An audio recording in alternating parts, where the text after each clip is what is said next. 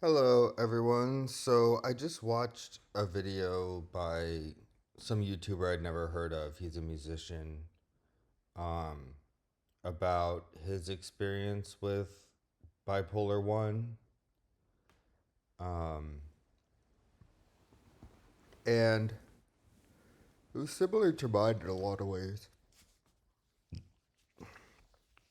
And you know, my channel's tiny. I don't get a lot of views. I don't get any likes. I turn off comments because they're usually fucked up. And so I saw other people comment on this guy's video about how it helped them to see someone else talk about the experience of having the disorder. Because, you know, it's different having a psychologist tell you you have this or that versus listening to someone who has someone else who has actually gone through it. So, for all the bipolar ones out there, this video is for you. Just adding myself to the list of people that put their story out there hoping that it benefits somebody. So, I already made a video on bipolar and my experience with it. Um, but I'll kind of rehash things from the perspective of another bipolar 1 person. Like, what I would want to say to another bipolar 1 person. Because, I found out where I am right now is not called rehab, it's called residential care, and it's different from rehab. So, rehab does indeed imply a substance abuse focus, but I'm in residential care for bipolar disorder. So, this YouTuber did intensive outpatient, and that's what I'm going to do when I'm out of here. But I'm in something even more hardcore than that, where I'm sleeping here, I live here, and I have round the clock observation and people, therapy, psychiatry, all that. So it's like intensive outpatient, except you live at the place. And then after I leave, I'll do intensive outpatient. And then after that, if I'm still stable for long enough, I will transition to just like the normal amount of therapy that most people do. Most people who do therapy do. So, yeah, if for whatever reason you can't do residential care, I realize it's a position of extreme privilege to be able to just ditch your job for a month and stop your life for a month and pay for a place that costs a lot. In my case, insurance covered it, but that's also not always the case. So if for whatever reason you're not able to do that, intensive outpatient is another option to get care. And you can still work and stuff so that you can pay bills and things and not lose your job and things like that. So, uh, sorry, lost my train of thought because I'm trying to figure out all my videos. I almost all my videos, besides like some of the Israel Palestine ones, are totally unscripted. So I don't always remember exactly unscripted and unedited because I just don't. Editing is so insanely time consuming, and hardly anyone watches my videos anyway, so it's kind of just, it's, I'm doing a lot of things while I'm here, so I'm not spending time editing. Usually, if I make a mistake, I just restart the whole video. So, anyways, as far as bipolar 1 goes, I think that people's first manic phase is going to hit them by surprise and they won't understand what's happening to them. That's going to be the majority of instances. And just like this musician guy said, you it's a lot like being on what I imagine being on some kind of hard drug would be like methamphetamine.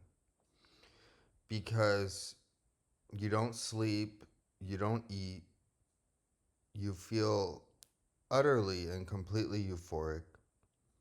You have delusions of grandeur. You think you're going to be famous. You think you can do all these things. You totally overestimate how much you'll be able to get done. So you make plan after plan after plan.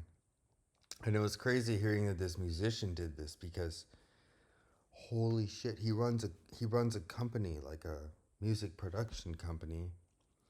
And so he was actually like, see, during Mania you spend all your money. You spend a whole lot of money, usually most people. So, or it's one of the common signs. And this guy runs a business. So he killed his business kind of. Not he didn't kill his business, but he severely injured his business during this time because he overspent on a million things, and he even hired people and had made people quit their jobs thinking that they would have a full-time position, only to find out after his mania was over that he was never going to be able to afford it or have time to do all these things. Thankfully, for my manic phase, I didn't have psychosis that I know of. See, he got psychosis where he had actual delusions about what's real and what's not, whereas I didn't. I was just irrational due to delusions of grandeur. But I never thought that the police were after me. Like, he thought the police were after him and things like that. I didn't have like a full break with reality like that.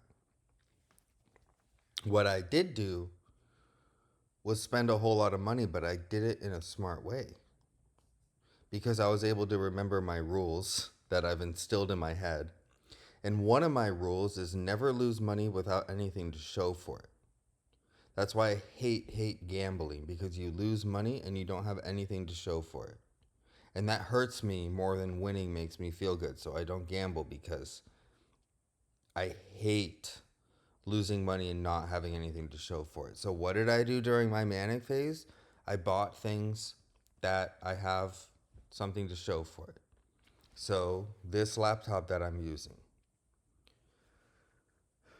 I decided I was going to start a YouTube channel and start making videos. So I walked into Best Buy and basically I told the rep that I'm going to buy the most expensive shit they have. I just said, hey, I'm just going to buy the best, most expensive stuff that you guys have got. So walk me through it. And they were like, oh, wow, okay. This is, an easy customer. So I bought their best MacBook. This is the first M1 chip MacBook that came out. It's insane. It's fast as hell. I bought a bunch of the podcasting gear, like mics, uh, cameras, all that kind of stuff. And my point is that it's stuff that I still have. So I'm using this laptop still. So even though I bought it during my manic phase, I still have it. I don't know if someone's knocking on my door. So, yeah, so basically while I'm here, the technicians, they check up on you every once in a while. And sometimes they knock on my door and say, "Are you awake? How are you doing? Are you sleeping enough?" Things like that. But that was not what just happened. I just heard something. So, they take care of you in these places, especially for liability reasons. So, um, anyway, what I was saying, I uh, I was lucky enough to only buy things that last, and that's just because I've instilled that in my head since I was a teenager. Like, I've always behaved that way, and thankfully my mania didn't break that. I've heard utter horror stories where people drain their entire savings accounts during mania. Um, in Vegas, they just go to Vegas and there goes $300,000. That's horrifying. That did not happen to me, thankfully. I signed up for every monthly subscription under the sun. I bought awesome software for writing. See, I was going to be a YouTuber, a video game developer, and a sci fi author all at once. And you can't really do that all at once sustainably over a long period of time professionally. But so I bought Vellum, which is this Mac software. It's like $300, $400 for making ebooks. I still have my Vellum license. I signed up for all kinds of software subscriptions to do all this stuff. I paid to promote my YouTube channel in the beginning. So just torching cash. But I hate spending money, and I really hate not having money. And so I, the mania was almost strong enough, but not quite strong enough to break that barrier. So I would suggest, your first manic phase is going to hit you by surprise. There's not much you can do, but personally, I would suggest having your money, if you do have money. Let's say you have like more than 10 grand in savings, right? That shouldn't be in your checking account or even your bank savings account because it doesn't pay shit. You should have it in an investment account. And an investment account, like with E Trade, Charles Schwab, um, whatever other ones are out there, there's a barrier to getting that money. And I also have like my Roth IRA. I can't get that money until I'm 59 and a half without taking a huge tax hit. So I would suggest, just as good practice in general to everybody out there, you should have some barriers to spending all your money. Like, you can't liquidate all at once and go to Vegas and have nothing. I wouldn't be able to do that because of the way I've set things up. Not everything is totally liquid. So that's a kind of safeguard that you can have, is to separate your accounts and only have a certain amount in your checking.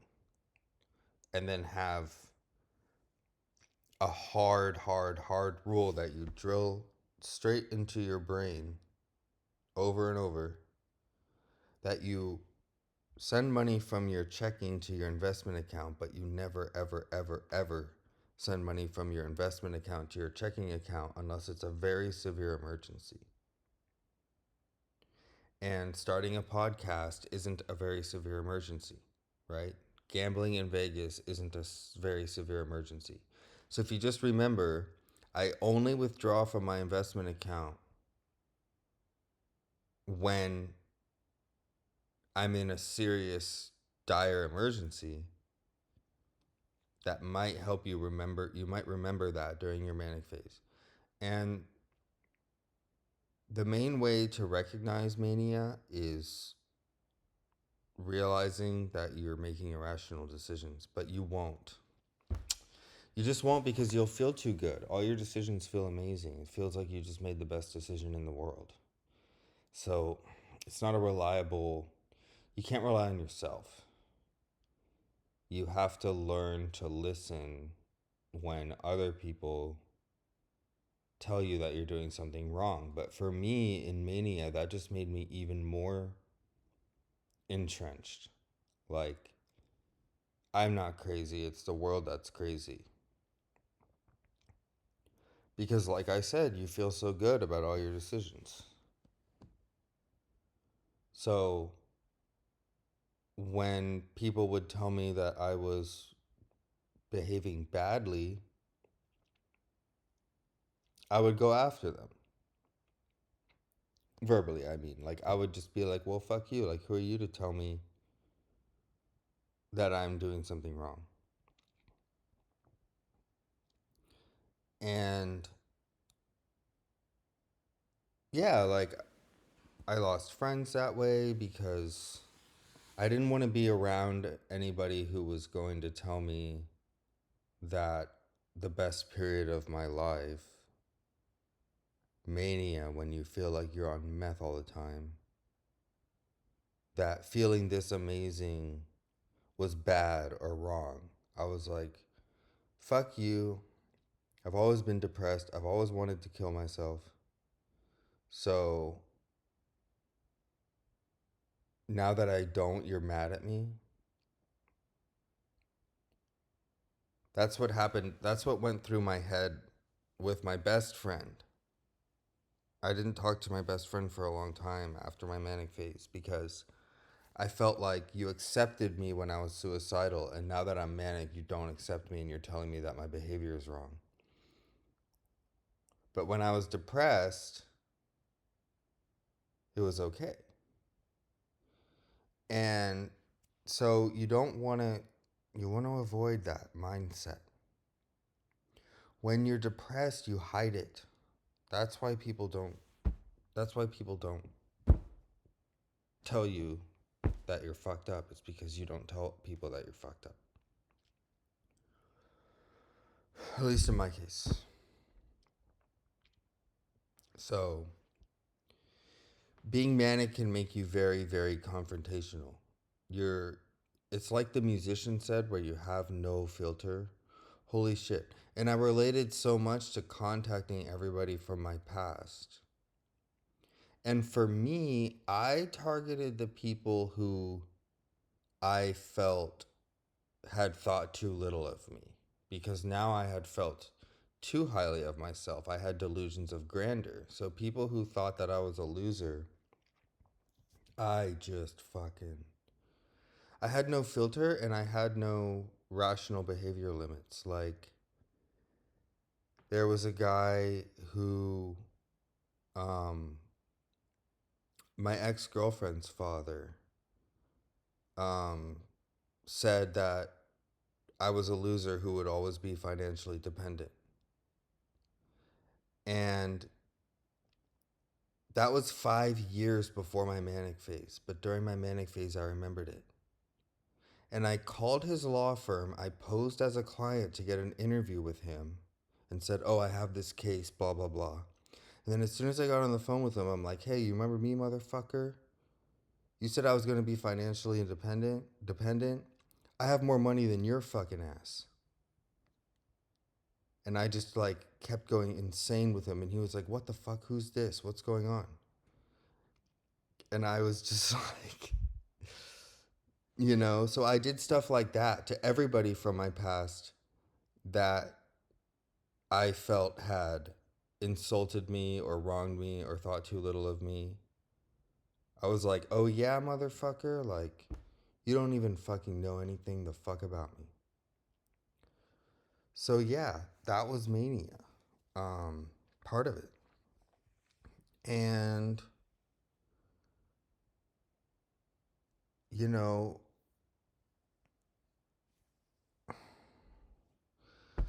I went after people who had treated me like crap when they were in a position to. Um, like my mom.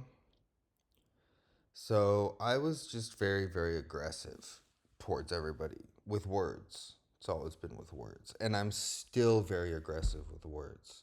I go straight to the jugular when I get into arguments. I just say the worst, the meanest possible thing I can think of is my go to whenever somebody confronts me and I get pissed off and I feel wronged. When I think I'm right, I'm pretty mean. And when I know I'm right, I'm very, very, very, very, very mean. So that's like an ongoing thing that I'm still going through and trying to fix in therapy. But man, during Mania, you go fucking insane. Um,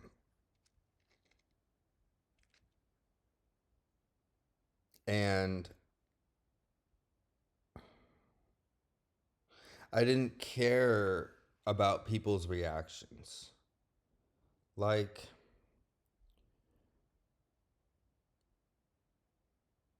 my grandpa and my dad were telling me, like, you're not going to get the reaction from these people that you're expecting. And I wasn't expecting any reaction. I didn't care how they reacted because I was so elated. My brain was telling me that everything I did was the most amazing, correct decision that I've ever made.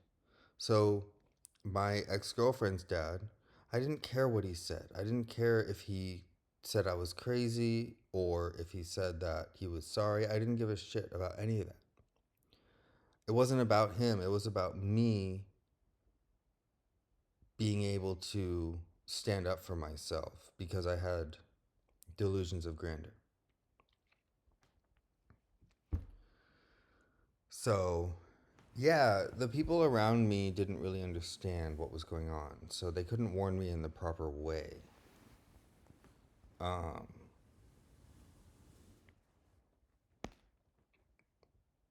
if someone had told me that I was manic and used that word, that I had mania, I think it would have done me a lot of good because I knew what mania was. Because I had always been bipolar type 2, so I had done hypomania but not mania. But I knew what mania was. So if someone had told me that I was suffering from mania, then I think I would have been able to self-reflect better. But nobody told me that. They just told me that I was being crazy. And it's like, I don't care if you think I'm crazy because, you know, I'm expressing myself. So, yeah, I think that everybody who so much as knows a bipolar person should learn how to identify the warning signs and tell them that they're not acting right and that it could be part of their bipolar disorder flipping into mania. Um, but you know, one thing that is kind of sad in a way is that all of my creative endeavors were birthed out of my manic phase. My science fiction universe, the Gerpula universe, that I'm still working on and still world building and still writing in, and have one novel written but not good enough to publish. And I'm working on a second one that's going to be good enough to publish, hopefully. Those ideas and those concepts were birthed from Mania. The idea of having a YouTube channel because, well, I'll sequence into the depression phase later. But starting a YouTube channel, making a podcast, see, my best friend didn't understand either. He thought that I was planning on killing myself because he knew that I was suicidal before when I was depressed. And so he saw me suddenly doing all these things, and he thought that it was because I had decided to kill myself. And so I was putting everything that I knew out there and putting my record into the world so that I could kill myself. But that's not what was happening at all. I was totally repulsed and agonized. During my manic phase, I was repulsed and agonized by the very concept that I'd ever considered killing myself because I thought I was the best person in the world. And it was like, oh my God, like the world made you, the best person in the world, want to kill yourself. So fuck the world and fuck all those people that did that. So the people around me just didn't understand what was happening. The musician that in his video, he had a friend who had experienced someone with bipolar before. And so he knew, he had someone tell him he was manic, and that helped him. So yeah, if you're around the person, try to warn the person. But if you are the person with bipolar 1, you can't rely on your own intuition because you won't know. You just won't know. So you have to ask other people. Oh. So this is 30 minutes and people just don't click on YouTube videos that are longer than 30 minutes. So I'll just make this like a part 1 mania, and then I'll do a part 2 depression, and then I'll do a part 3 equilibrium and talk about those 3 states for a bipolar person. All right.